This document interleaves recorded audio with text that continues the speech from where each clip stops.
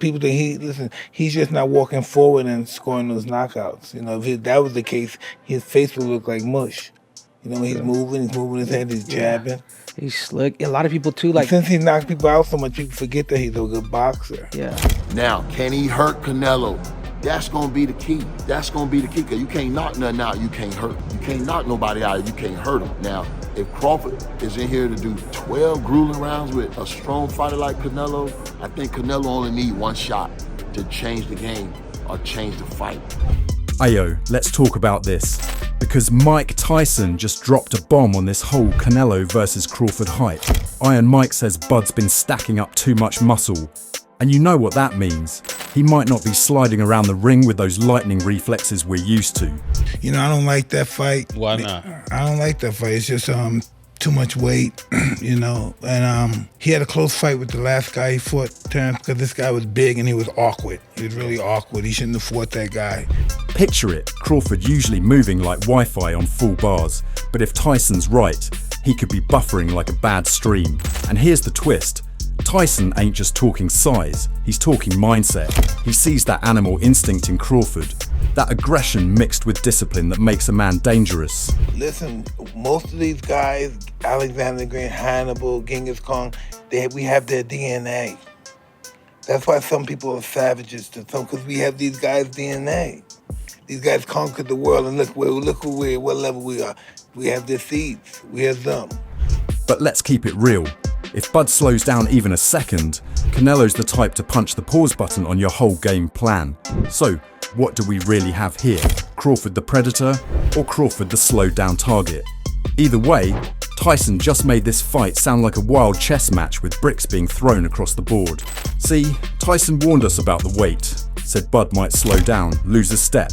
Maybe those reflexes won't be Wi-Fi fast anymore. And you're the hottest fighter in the world right now. Fight me, help me make some money for my family. You know, these guys are too much ego. Yo, brother, help me make some money for my family. You know, Spinks and Crawford fought. Thank you, brother. Now they went to both their separate banks. They're happy. But Crawford must have heard that and said, bet, watch this. Because now he's dragging Carlos freaking Adams into camp to throw bombs at his head. That's not sparring. That's like letting a pit bull chase you, just so you can practice your footwork. And honestly, I love it. Bud ain't running from the smoke. He's marinating in it. As he is sparring here, middleweight, WBC world champion Carlos Adames, who is 24 wins, 1 loss, 1 draw, 18 wins by way of knockout. He's basically telling Canelo, yeah, I know you hit like a truck, so I brought in a semi just to get ready. That's the type of mindset where you and I start thinking, maybe Tyson was right about the risk, but Crawford's flipping that risk into fuel. And if he survives that Adams fire in the gym, fight night might not look like survival, it might look like strategy.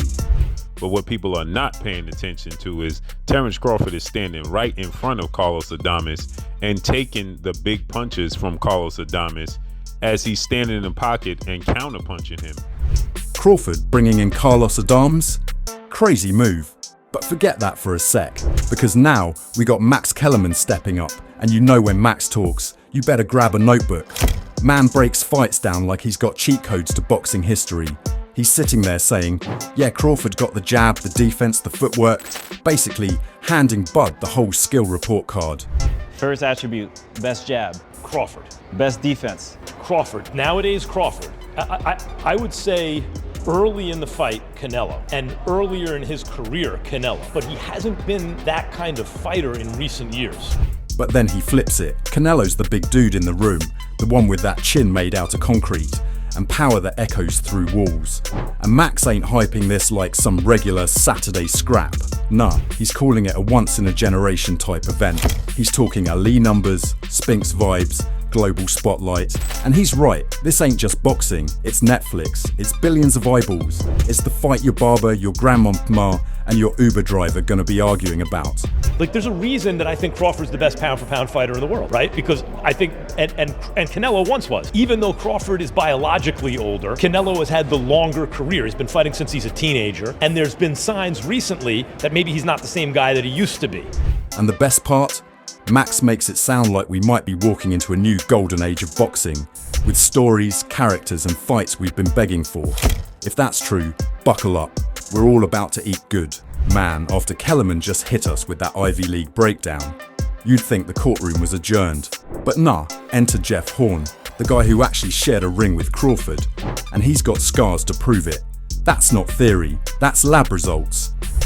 Possibly, yeah, sure. He's got super accurate shots, and if he's able to weather the storm early from Canelo, if that's what Canelo's strategy is, he could certainly tire Canelo out and stop him later in the fight. It's definitely possible. And the way Horn talks, you can tell Bud ain't just a fighter. He's like a trap-setting magician. Jeff said Crawford will make you run straight into the punch you thought you were avoiding, bro. That's some Jedi mind trick level boxing. Horn kept it real too. Canelo ain't gonna sprint out the gate throwing haymakers like a video game character. He knows Bud's accuracy can check him early. But once Canelo starts leaning with that I'm the bigger dude energy, Crawford's plan is clear. Move, clip, frustrate, repeat. The reason why Crawford's so good and why his punches feel so strong is he makes you walk onto them. He's a smart guy, and he was using my forward momentum and putting his punches into it, which made it hurt 10 times more. And if Canelo tires late, that's when Bud sharpens the blade. Horn didn't hesitate. He flat out said Crawford could stop Canelo. That's not fan talk. That's coming from a man who ate those punches himself. And here's the gem. Horn reminded us that Canelo ain't some natural tank at 168 either. He built into that body over time, the same way Bud is trying now. And we know that with the weight divisions, the higher we go, the more knockouts kind of happen. And definitely Crawford has the accuracy, one, and the power too. If he lands a clean shot on Canelo, he could knock him out. So this ain't David versus Goliath. It's more like chess with gloves on. You've got Canelo's bulldozer size versus Crawford's supercomputer brain. And history says size matters, but Horn's telling us IQ might just flip the script. If Bud pulls this off, we're not talking about just another win. We're talking about a boxing cheat code going live. I just feel like Crawford's style of boxing, just how he figures you out. He's like a supercomputer in there.